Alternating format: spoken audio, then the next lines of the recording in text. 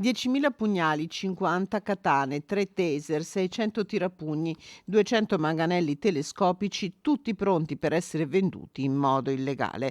Sono le armi sequestrate grazie a un'operazione dei Baschi Verdi del gruppo della Guardia di Finanza di Padova.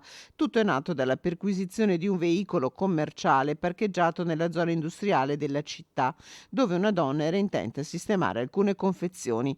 Il veicolo si è rivelato un vero e proprio negozio ambulante di armi e strumenti atti ad offendere, che necessitano di autorizzazione del questore per la vendita. Da qui le fiamme gialle sono risalite a una ditta individuale nelle vicinanze, dove le armi venivano detenute in modo illegale all'interno di confezioni con immagini di paramilitari in azione.